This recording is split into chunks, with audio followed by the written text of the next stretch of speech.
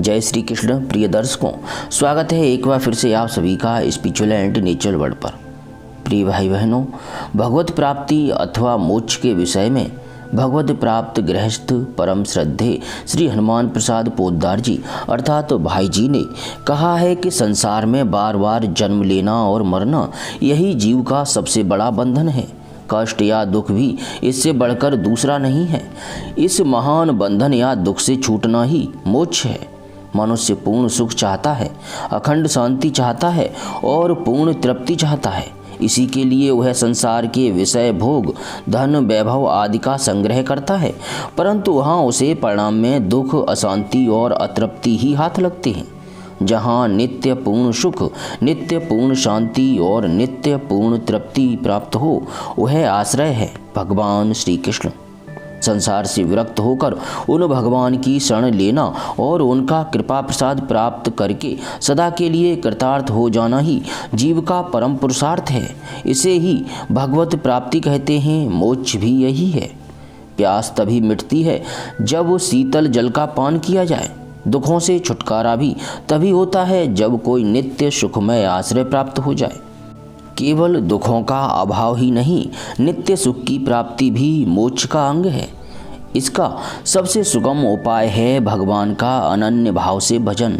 सोते जागते, उठते बैठते, चलते फिरते हर समय भगवान का निरंतर स्मरण होता रहे। धीरे धीरे किंतु लगन से इसका अभ्यास डालना चाहिए। भगवान ही अपने माता पिता, गुरु, स्वामी और सखा हैं। वे ही पालक और सहायक हैं। उनका वरद हस्त सदा अपने ऊपर है। इस विश्वास के साथ अपनी और अपनी कहलाने वाली प्रत्येक वस्तु को मन के द्वारा भगवान के चरणों में समर्पित कर देना ही अनन्य भजन का सबसे उत्तम प्रकार है। अपनी प्रत्येक क्रिया भगवान के लिए हो, भगवान की इच्छा से हो। शास्त्रों की आज्ञा भगवान की आज्ञा है, अतः शास्त्रीय विधि निषेध का पूर्ण रूप से पालन करना चाहिए। उसका कोई फल हो तो वह भगवान को ही मिले, ऐसी धारणा रखकर फल की कामना कदापि नहीं करनी चाहिए। इस प्रकार भगवान के शरणागत होकर भगवान के लिए ही जीवन धारण करने वाला भक्त शीघ्र ही भगवान को प्राप्त कर सकता है। आवागमन के बंधनों और दुखों से सदा के लिए मुक्त हो सकता है। इनसे व्यवहार में भी बाधा नहीं आती। संसार के कार्य यथावत रूप से करते हुए भी यह सब ईश्वर की इच्छा से तथा आज्ञा से और उन्हीं के लिए हो रहा है, ऐसा भाव रखते हुए कभी मन में अभिमान नहीं आने देना चाहिए। मान लीजिए एक गृहस्थ है, उसे अपने वर्ण और आश्रम के अनुरूप कार्य करते हुए कुटुंब का भरण पोषण करना है। वह वर्ण और आश्रम के अनुरूप जो कार्य करता है उसे भी भगवान की आज्ञा समझकर उन्हीं की प्रसन्नता के लिए करे तथा कुटुंब में जितने भी प्राणी हैं उन सब के रूप में भगवान ही आकर मुझसे यथा योग्य सेवा ले रहे हैं, ऐसा समझकर धर्मसम्मत न्यायोपार्जित धन से उनका भरण पोषण करे। इससे उसकी प्रत्येक क्रिया भजन बन जाती है। वास्तव में सब भगवान ही हैं, अतः किसी भी प्राणी की सेवा उन्हीं की सेवा है, उन्हीं की पूजा है। मनुष्य अज्ञानवश ऐसा न समझकर अहंकार और आसक्ति के वशीभूत होकर सारे कार्य करते हैं, सुतराम बंधन में पड़ते और दुख उठाते हैं। अतः सब में भगवान का दर्शन करके सबकी यथा योग्य, यथाशक्ति तथा यथा अधिकार सेवा करनी चाहिए। इससे शीघ्र भगवान की प्राप्ति हो सकती है। प्रिय भाई बहनों, आशा तृष्णा जो कि भगवत प्राप्ति के मार्ग में बाधक हैं, इसके नाश के उपाय के विषय में भाई जी कहते हैं, आशा, तृष्णा, मोह, दंभ और अभिमान ये सभी दुर्गुण मलिन अंतःकरण में ही अंकुरित होते हैं। अतः इनके नाश का उपाय भी भजन ही है। भगवान के नाम का जप करने से अंतःकरण शुद्ध होता है। शुद्ध अंतःकरण में इन दोषों का उद्गम नहीं होता, वे सब अज्ञान के कार्य हैं। भजन से अज्ञान दूर होता है और विज्ञान का आलोक प्राप्त होता है।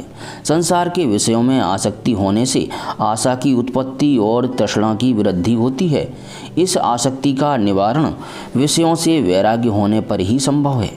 विषयों से वैराग्य तभी हो सकता है जब उनकी आपात रमणीयता, असारता एवं दुख रूप का दृढ़ निश्चय हो जाए अथवा भगवान के प्रति दृढ़तर अनुराग हो जाए, तो विषयों से स्वतः वैराग्य हो सकता है। परंतु ये दोनों बातें अन्योन्य आश्रित हैं।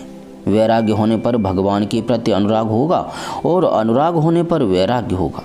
अतः विषय वैराग्य और भगवद अनुराग के लिए भी हमें भजन की ही शरण लेनी होगी।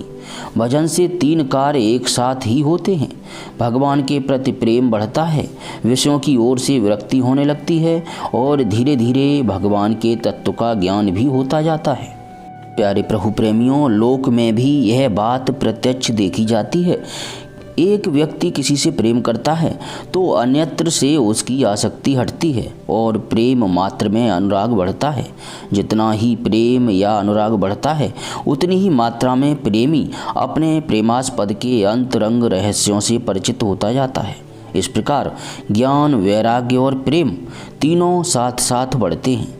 जैसे भोजन के एक एक गिरास से क्षुधा की निवृत्ति, तृप्ति और पुष्टि साथ साथ होती है, उसी प्रकार भजन से भगवान के प्रति प्रेम, उनके रहस्यों का ज्ञान और अन्यत्र से वैराग्य तीनों साथ साथ चलते हैं। मन तथा इंद्रियों के संयम के विषय में भाई जी कहते हैं, इंद्रिय और मन के संयम का भी अमोघ उपाय है भगवान का भजन, उनकी लीला कथाओं का श्रवण, पठन और चिंतन। यह अनुभूत मार्ग है। इस प्रकार से जब वैराग्य हो जाता है तब मन इंद्रियों का संयम स्वतः सिद्ध हो जाता है। इंद्रियां सदा मन के शासन में रहती हैं, अतः मनोनिग्रह सिद्ध होने पर इंद्रियों का संयम अपने आप हो जाता है। मन का संयम आरंभ में बहुत कठिन होता है क्योंकि मन बड़ा चंचल है। भगवान का दिव्य रस उसे मिल जाए तब तो वह भी स्थिर एवं एकाग्र हो जाता है, किंतु उस रस अनुभव के पूर्व भी उसके रोकने का उपाय अभ्यास और वैराग्य है। भगवान स्वयं कहते हैं, अभ्यासेन तो कौन्तेय वैराग्येण च गृह्यते। भगवान की शरण लेकर दृढ़ निश्चय और श्रद्धा के साथ अभ्यास आरंभ करने पर कुछ ही काल में मन अपना अनुचर बन जाता है। प्रिय भाई बहनों, आप सभी से विनम्र विनती है कि जो भी ज्ञानवर्धक वीडियो आपको अच्छी लगें, आपके अंदर भक्ति भाव जागृत हो या कोई आध्यात्मिक ज्ञान मिले, तो आप उसे अवश्य दूसरों तक पहुंचाएं, जिससे उन्हें भी आध्यात्मिक लाभ प्राप्त हो सके और भगवत प्राप्ति के परम आनंद की थोड़ी सी अनुभूति हो सके, जिससे उस ओर वह अग्रसर हो सके। बहुत ही बड़ा महान कार्य होगा। हरे कृष्ण कृष्ण कृष्ण हरे हरे, हरे राम राम राम हरे हरे।